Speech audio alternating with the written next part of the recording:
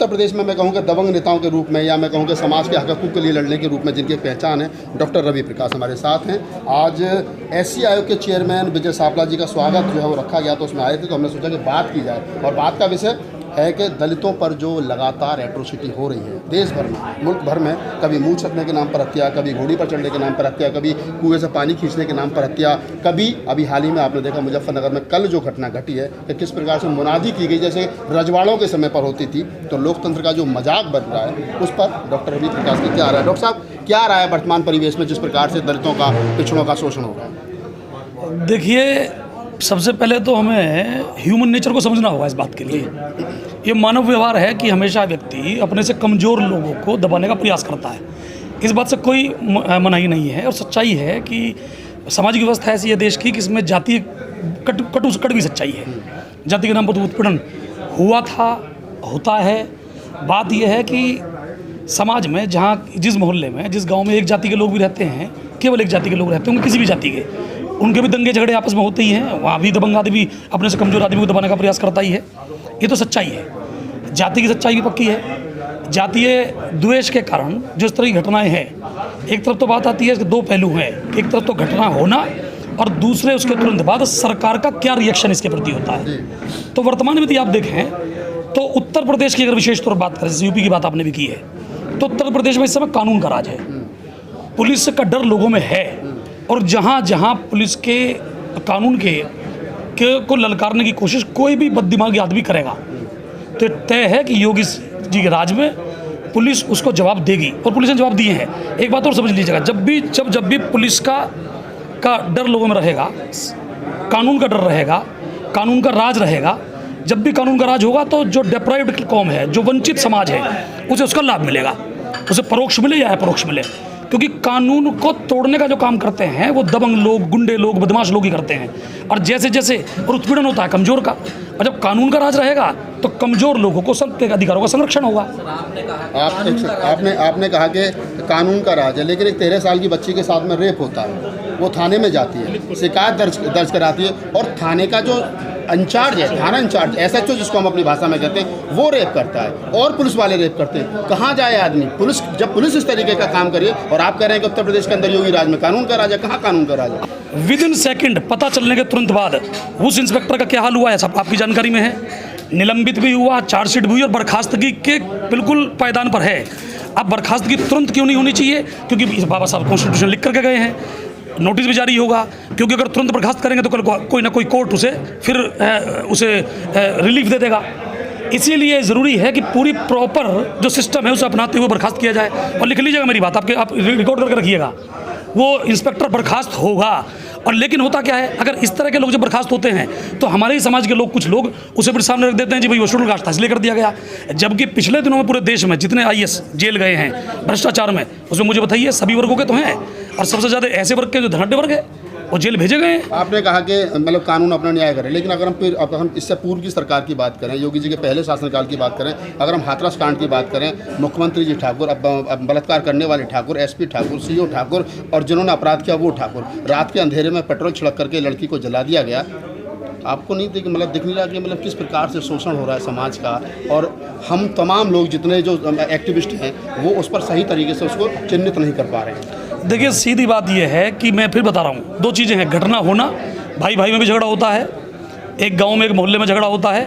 सरकार का उसके बाद रिएक्शन क्या है? एक तो बात यह है, ये तो आप मानेंगे कि पिछले दिनों में खुद मीडिया ने माना कि योगी राज में तो जी डंडे का राज आ गया, पुलिस का राज आ गया, ठोको राज आ गया, जिसे देखो उसे ठोक रहे हैं। अब बदमाश को ठोकेंगे तो पत्ते मानिए जी। उन्होंने खुल के कहा, हम भी कहते हैं कि वोट मिले ना मिले लेकिन बदमाश को ठोकना जरूरी है, बदमाश ठोकेगा। एक बात। नंबर दो इसके अलावा अब राजस्थान की जैसे बात है, तो राजस्थान में तो भाजपा की सरकार नहीं है। बहुत सारे ऐसे भी आपको जगह मिलेंगी। राजस्थान में भी एट्रोसिटी चरम पर है।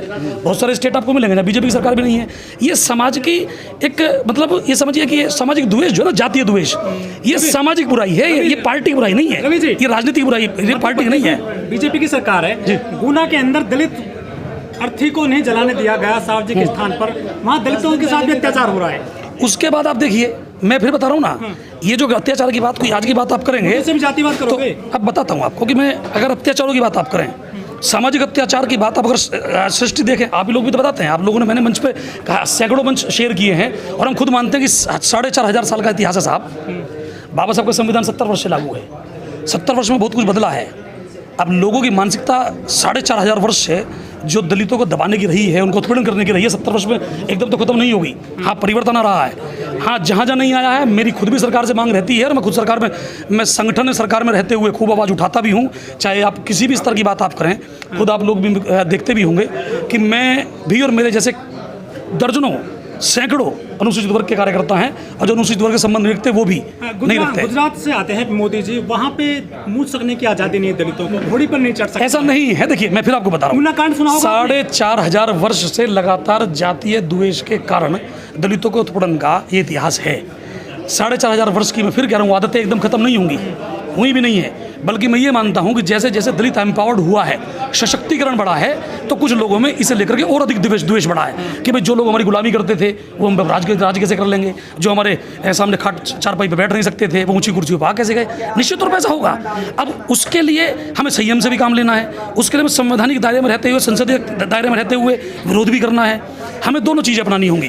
डेमोक्रेसी का ये तकाजा है मित्र, वो ये कि जो काम नहीं हुआ उसकी हम मांग करें, जो गलत हुआ उसकी निंदा करें, लेकिन जो सही हुआ उसको भी तो सराहें। अब जैसे कि SC/ST एक्ट इसी सरकार में, मतलब इससे पहले जो मोदी जी की सरकार थी, मोदी जी की सरकार में 2018 में हुआ है, सशक्तिकरण उसका हुआ, रिव्यू नहीं हुआ था, रिव्यू किया गया। अब हम कहने लगे वो किसी कारण से हुआ, कारण कुछ भी हो, माननीय प्रधानमंत्री जी के नेतृत्व में निरंतर SC/ST एक्ट पर की बात आप कर लें। अब हम लोग भूल भी जल्दी जाते हैं। अब उत्तर प्रदेश में रिव्यू हम करा रहे हैं, जो समाजवादी पार्टी के समय पे 3 लाख से ज़्यादा दलित कर्मचारियों का डिमोशन अखिलेश जी की सरकार में हुआ, लेकिन चुनाव में दलित मीडिया को उसका मुद्दा बनाना चाहिए था जी। 3 लाख लोगों का डिमोशन, खुलेआम बलात्कार। अब बहन जी पर भी तो हमले किए थे उन लोगों ने, मायावती जी को मारने की कोशिश की थी उन लोगों ने। हम 3 बार मुख्यमंत्री बनाते हैं साहब। पिछले 5 साल से मुख्यमंत्री आपके हैं, लोकसभा आपकी है जी, राज्यसभा आपकी है, डिमोशन में जो प्रमोशन में जो आरक्षण का मुद्दा था वो क्यों नहीं क्लियर हो पाया? आपको अगर जानकारी तो सुप्रीम कोर्ट में उसे है, सरकार ने लड़ा है। सुप्रीम कोर्ट ने सरकार ने लड़ा, सुप्रीम कोर्ट ने उस पर कोई व्यवस्था दी भी है। सुप्रीम कोर्ट ने फिर वही व्यवस्था दी है जो मायावती जी के समय पर सुप्रीम कोर्ट ने दी थी कि भाई अगर सरकार को लागू करना है तो सरकार उसका रिव्यू करा ले। और उत्तर प्रदेश की मैं आपकी जानकारी के लिए बता दूं कि श्रीमती बेबी रानी मौर्य जी के माध्यम से माननीय मुख्यमंत्री जी के पास ये प्रकरण हम लोगों ने पहुंचवाया और उसका रिव्यू चल रहा है। चूंकि मामला पहले सर्वोच्च न्यायालय में था, इसलिए प्रदेश सरकार निर्णय नहीं ले सकती थी। सर्वोच्च न्यायालय ने कुछ उस पर व्यवस्था दी है, उस व्यवस्था के तहत कार्रवाई आगे बढ़ चुकी है। कर्मचारियों को कुछ जल्द कार्रवाई बढ़ चुकी है। केंद्र सरकार ने, ये भी मैं स्पष्ट कर दूं, प्रदेश सरकारों में रुके हैं केवल प्रमोशन, केंद्र सरकार ने प्रमोशन दिए थे। हाँ, बिल्कुल खुशखबरी मिलेगी। रवि जी, बेबी रानी मौर्य हैं जो दलित मंत्री भी बनाई गई है यूपी में, उन्होंने कहा था कि 6 बजे के बाद में यूपी के थानों में मत जाइए। क्या उनको भी डर लगता है यूपी की पुलिस से? यूपी में तो आप कानून का राज पूरी तरह मानिए, जब चाहे भेजिए। देखिए, एक दो घटनाएं हो सकती हैं। यदि आप देखिए, अब मैं बस बताऊंगा, चंदौली में मैं फिर मैं आपको दोबारा दोहरा रहा हूँ, निरंतर घटनाएं होती रहती थी, आज भी हो रही हैं। एक तो ग्राफ समझिए कि ग्राफ पहले कितना था, अब कितना है। तो अब रोजाना 6 घटनाएं हुआ करती थी, अब महीने 2 महीने 3 महीने में एक आध ऐसी घटना नजर आती है घटना। लेकिन उसके तुरंत बाद सरकार का, पुलिस का रिएक्शन क्या होता है, बात यह है। हाँ, फिर भी अगर कहीं लगता है हमसे कुछ चीज़ें चूक जाती हैं तो आप सजग पत्रकार हैं, मेरे मित्र हैं, आप लोग हम तक पहुंचाइए। ये वायदा है मेरा, ये वायदा है। कानून का राज है यूपी में। हाथरस कांड में पुलिस अपराधियों को बचाती नजर आई, यहाँ तक डीएम तक देखिए, तो पूरा जिला प्रशासन लग गया बचाने के लिए। सर, आप कह रहे कानून का राज है, उस पर भी आप लोगों ने देखा। देखिए, कानून अपना काम करेगा, उच्च कोर्ट के माध्यम से करे। हो सकता है किसी को राजनीतिक संरक्षण मिला हो सकता है, मना नहीं कर रहा। राजनीतिक संरक्षण मिलना भी कोई उससे कोई नकार नहीं सकता, क्योंकि निश्चित तौर पर मैं फिर कह रहा हूँ, जाति की सच्चाई है। जाति के कारण हो सकता है, वर्ग के कारण हो सकता है, किसी के जान पहचान के कारण हो सकता है, लेकिन इस देश का संविधान परम पूज्य बाबा साहब ने लिखा है, उस संविधान की बदौलत ही पूरा देश चल रहा है। कानून से कोई बचेगा नहीं, तय मानिए। आपके लिए समाज पहले है पार्टी? समाज का मैं भला कर पाऊंगा तो ही पार्टी का भला करूंगा, तो समाज तो पहले होगा ही। समाज सर्वोपरि है ही। समाज का भला करूंगा तो ही पार्टी का भला कर पाऊंगा। मैं समाज का भला ना कर पाऊंगा तो पार्टी का भला कैसे कर पाऊंगा जी? रवि जी, 2016 में मोदी जी ने कहा था खुले मन से कि मेरे दलित भाइयों को सूट मत करो, चाहे मुझे सूट करो। मोदी जी का बयान किस तरह से देखते हैं? इसे मैं इस तरह देखिए, आप देखिए, भारत में अगर आप पंचायती राज व्यवस्था की बात आप करो, जो लिखा है संविधान में, तो पंचायत राज व्यवस्था में सरपंच की एक बड़ी भूमिका होती है। उससे पहले मोदी जी ने 2-4 बार लोगों से अपील की कि आप गोरक्षा के नाम पे, ऐसी सब चीज़ों के नाम पे वंचित लोगों का शोषण ना करें। लेकिन कुछ फर्जी लोग फिर दोबारा आए, फर्जी लोग आते रहे, उन्होंने गलत तरीके से दलितों का उत्पीड़न किया।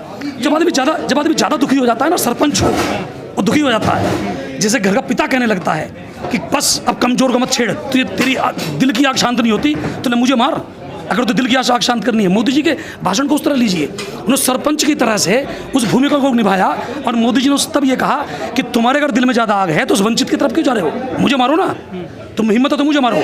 यानी कि उन्होंने ललकार के कहा, उन्हें जो शोषक था उसे ललकार के कहा कि शोषितों को वंचितों को सताने से अच्छा अगर तुम्हें हिम्मत है तो आओ मुझे मुझे मुझे मुझे दो सजा। पीएम के लिए क्या बयान लगता है? अब देखिए, अगर मान लीजिए हम लोगों की रक्षा के लिए पीएम इस तरह के बयान भी दे भी रहे हैं तो हमें तो स्वीकार हमें स्वीकार करना चाहिए। तो आपको पता है कि प्रधानमंत्री कितने सशक्त हैं, कार्रवाई की जगह ऐसे कार्रवाई करनी चाहिए उनको। कार्रवाई ही मोदी जी ने कराई। तो आप ये मानिए कि माला पहनाई जाती है। आप एक बात समझिए, जैसे कि आपके मीडिया के माध्यम से कई बार फेसबुक पे मुझे देखते हैं, सोशल मीडिया पर देखने को मिलता है, दिल्ली प्रदेश में कुछ लोगों ने संविधान की प्रतियां जलाई, फास्ट ट्रैक कोर्ट में गया मामला, राजद्रोह का मुकदमा कायम हुआ था, पुलिस ने किया। जमानत मिल गई, घर पे आराम से लेटे ऐसे। नहीं देखिए, जमानत देना ना देना कोर्ट का मामला है साहब। अब अदालत के मामले पे सरकार कुछ नहीं कह सकती।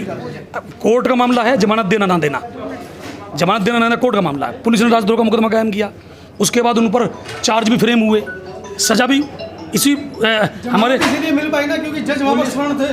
अब देखिए वो व्यवस्था में मैं न्यायपालिका पर टिप्पणी नहीं करूंगा। इसने पक्ष कमजोर देखिए, न्यायपालिका पर टिप्पणी नहीं करूंगा।